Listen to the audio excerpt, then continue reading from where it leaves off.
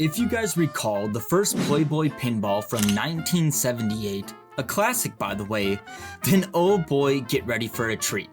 Today we are going to review Playboy, the 35th anniversary by Data East, the second Playboy themed pinball in the trilogy. Just in case you've been living under a rock, Playboy, created by Hugh Hefner and his associates, founded Playboy in Chicago in 1953. The magazine was originally going to be called Stag Party, but Hefner was able to raise $8,000 from 45 different investors, including a $1,000 loan from his mother to launch the publication. Ha! A mother who supports the fund of the most iconic sex magazine and brand of all time. What a mother. The first issue, which featured Marilyn Monroe, was published in December of 1953. And this is a neat tidbit, as there's actually a conversion kit for this machine that includes a Marilyn translate and Marilyn cover over the playfield. I have to admit it's pretty cool, but I've kept my machine original. Since this is what I'd like to call the forgotten pin of the Playboy trilogy, or the one that gets overlooked or nobody likes, let's take a look into this whack job pin that Data East created, review the gameplay, and see if it still holds up today. Released in 1989, they produced 2,338 of these machines. Now why such an odd number at 338? I couldn't tell you on that one. Starting off with the translate, I'm not usually a fan of the realistic style images, but this isn't bad. I mean, it does scream 80s more than anything, but overall, I think it fits the theme of the machine. Hugh, of course, is front and center, standing next to Kimberly Conrad, his second wife. The translate portrays a party at Hugh's mansion, mixed with realistic elements and cartoons. It's like a really sleazy 80s Photoshop.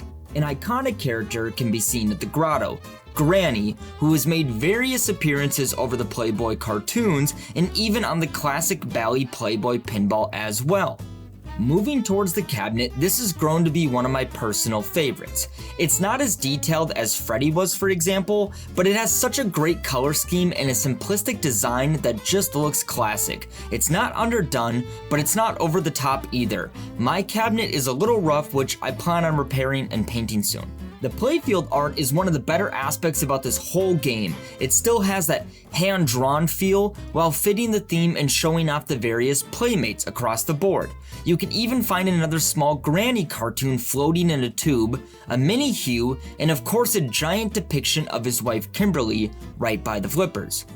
Up by the pop bumpers, you can see a mini version of Hugh's game room, which features a mini Playboy machine, Space Invaders, and other arcades.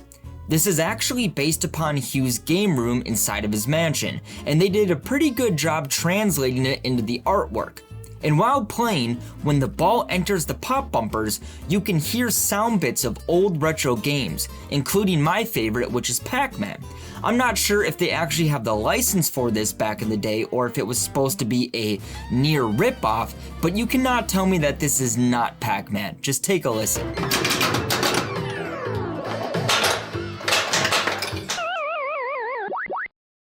Once you start a game, your objective is pretty simple on this machine. I have to be blunt, the rules are pretty easy and straightforward. It's not gonna take a long time to explain. And I think this is another reason why this machine gets overlooked or hated on. It's almost too simple while having the graphics stuck in a time capsule from the 80s. Your very first ball, once you plunge, you need to shoot up the left side lock, which is located by the ramp. Oh, and don't you worry, some machines you need to activate the lock before it's available, while Playboy here just gives it to you right off the bat. This shot can be made from either flipper, and it's not very difficult at all. Once a ball has been locked, it will be kicked over, so you can now attempt to lock your second ball. All balls that you have locked are also displayed on the backboard to the left side, so you can take a quick glance to see what has happened during gameplay.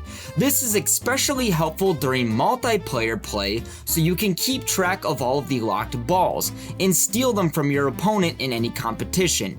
Yes, there is lock stealing in this game, but we're gonna focus on the single player aspect. Now with your second ball, aim for the flashing lock again to cash in your second ball. Once you've locked ball number 2, the third and final ball gets kicked out into the shooter lane.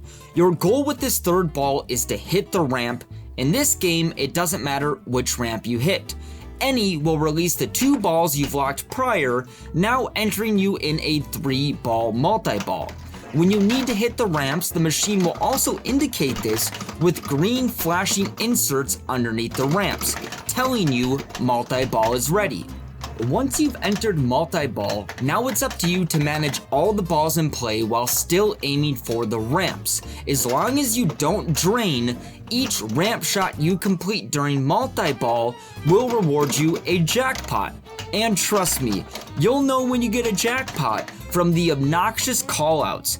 You cannot miss it. Each ramp shot during multi-ball not only rewards a jackpot each time, but spots you a letter on the backboard to spell pinball. Once you've made enough shots to spell pinball, the extra ball will be lit by the spinner, the same place that you've locked the balls prior. If you can manage this shot as it says, you will receive an extra ball. If you're not in multi-ball, but if you're in standard play, each ramp shot will spot a letter in the word mansion. This is also located in the back of the machine. Once mansion has been spelled, the ramp shot can now be qualified for 1 million points, which is actually a decent amount for this machine. Some other notable features includes the rollover lanes at the top. Each time all 3 are completed, they are going to increase your bonus multiplier. This will be rewarded after you drain and caps out at a maximum of ×5. And you can't forget the awesome moaning sound bites every time the ball goes through the top lanes. I mean, trust me, it does not get repetitive at all. The photo shoot drop targets on the right side increase in value every time the full bank has been completed. You can build this up to a photo shoot special, which rewards a free game. Very helpful if you find one of these on location or at an arcade and you want to save some money.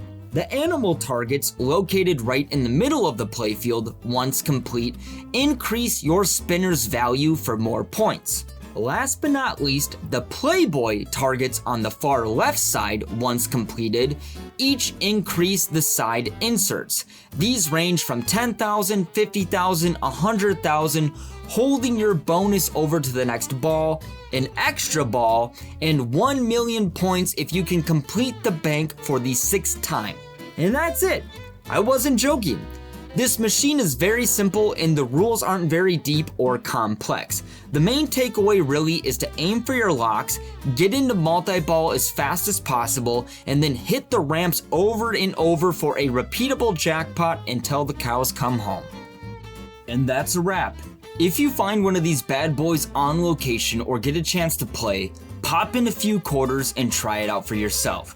Otherwise, what do you think about Data East Playboy? Is this the favorite one of yours in the trilogy, or is it the Bally or the Stern? Let me know down below in the comments. Otherwise, if you would like to become a member to support the channel for only $3, you can find that link down below in the description. Otherwise, consider subscribing. It helps out the channel, it's much appreciated, and there's going to be more pinball content and everything retro inspired coming out very shortly. Thank you all, and I will see you in the next episode.